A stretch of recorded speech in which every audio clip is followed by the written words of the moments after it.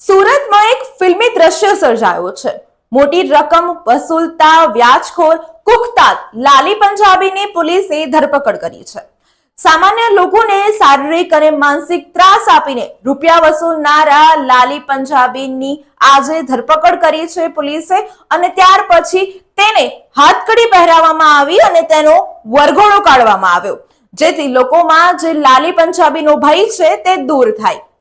હાલ પોલીસ દ્વારા વ્યાજખોરો સામે ઝુંબેશ ચલાવવામાં આવી રહી છે, ત્યારે સુરતના લોક દરબારમાં લાલી પંજાબી સામે ફરિયાદ મળી હતી।